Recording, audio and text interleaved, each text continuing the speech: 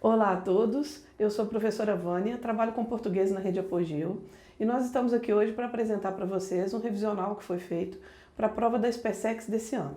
Ele foi todo montado em cima da prova do ano passado, utilizando o modelo A de prova de português.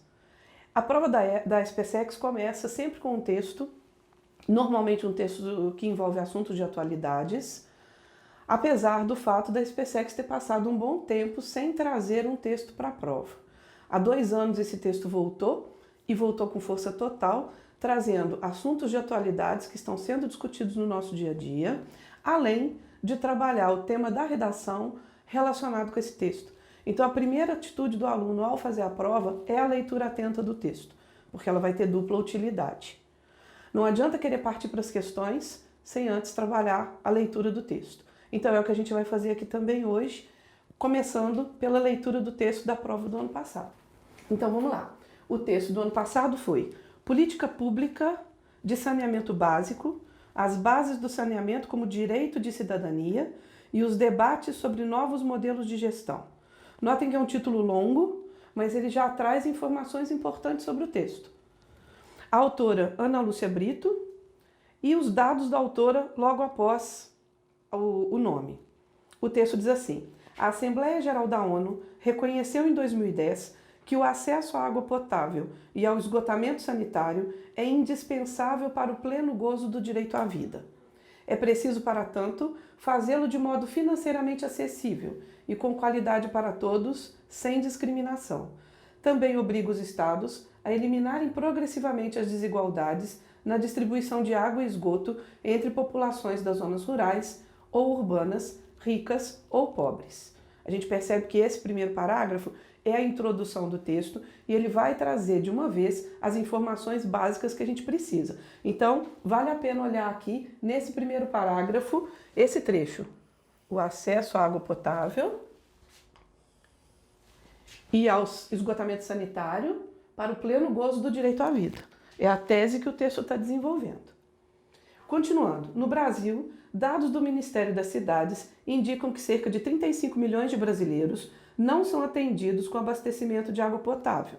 Mais da metade da população não tem acesso à coleta de esgoto e apenas 39% de todo o esgoto gerado são tratados. Aproximadamente 70% da população que compõe o déficit de acesso ao abastecimento de água possuem renda domiciliar mensal de até meio salário mínimo por morador, ou seja, apresentam baixa capacidade de pagamento, o que coloca em pauta o tema do saneamento financeiramente acessível. Esse segundo parágrafo é importante porque ele tem dados numéricos, ele tem dados estatísticos, e muitas vezes a gente tem dificuldade de lembrar isso de memória. Então é importante destacar, é importante grifar no texto esses elementos na medida que a gente vai lendo. Outro ponto importante desse segundo parágrafo é essa expressão, saneamento financeiramente acessível, que é a expressão-chave também desse texto. Desde 2007, quando foi criado o Ministério das Cidades, identificam-se avanços importantes na busca de diminuir o déficit já crônico em saneamento e pode-se caminhar alguns passos em direção à garantia do acesso a esses serviços como direito social. Nesse sentido, destacamos as conferências das cidades e a criação da Secretaria de Saneamento e do Conselho Nacional das Cidades, que deram à política urbana uma base de participação e controle social. Houve também, até 2014, uma progressiva ampliação de recursos para o setor, sobretudo a partir do PAC 1 e PAC 2, a instituição de um marco regulatório, Lei 11.445/2007, e seu decreto de regulamentação, e de um Plano Nacional para o Setor, o PlanSAB, construído com amplo debate popular, legitimado pelos Conselhos Nacionais das Cidades de Saúde e de Meio Ambiente e aprovado por decreto presidencial em novembro de 2013. Esse marco legal e institucional traz aspectos essenciais para que a gestão dos serviços seja pautada por uma visão de saneamento como direito de cidadania. A articulação da política de saneamento com políticas de desenvolvimento urbano e regional, de habitação, de combate à pobreza e de sua erradicação, de proteção ambiental, de promoção da saúde. E B, a transparência das ações baseada em sistemas de informações e processos decisórios participativos institucionalizados.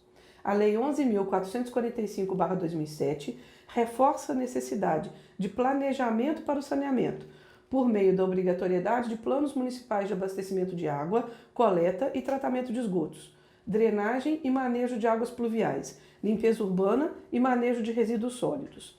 Esses planos são obrigatórios para que possam ser estabelecidos contratos de delegação da prestação de serviços e para que possam ser acessados recursos do governo federal, OGU, FGTS e FAT, com prazo final para sua elaboração terminando em 2017. A lei reforça também a participação e o controle social através de diferentes mecanismos, como audiências públicas, definição de conselho municipal responsável pelo acompanhamento e fiscalização da política de saneamento, sendo que a definição desse conselho também é condição para que possam ser acessados recursos do governo federal.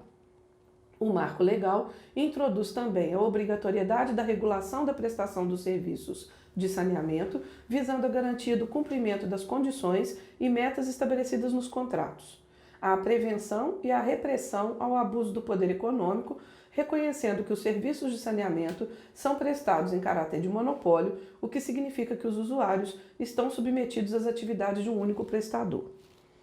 Esse texto ele tem uma dificuldade. Ele é um texto técnico, ele é um texto científico. E o que acontece é que a gente não tem o hábito de discutir esses temas nesse nível. Mas a gente discute no nível do bate-papo. As questões depois a gente pode ficar tranquilo, que elas não vão entrar nesses méritos dos termos técnicos, das datas, dos números das leis. Elas são questões de decodificação de informações gerais dentro do texto. Isso sossega um pouquinho a gente agora. Partindo então para as questões, nós vamos encontrar as questões de 1 a 4 de interpretação direta do texto, a partir da questão 5 até a questão 16, as questões de gramática. A partir daí viriam as questões de literatura no modelo A. Nesse meio vai aparecer uma questão 12 que a gente vai pular aqui, vocês vão perceber depois, porque ela pertence à literatura também. Então a gente vai fazer as questões de 1 a 4, depois as questões de gramática a partir daí.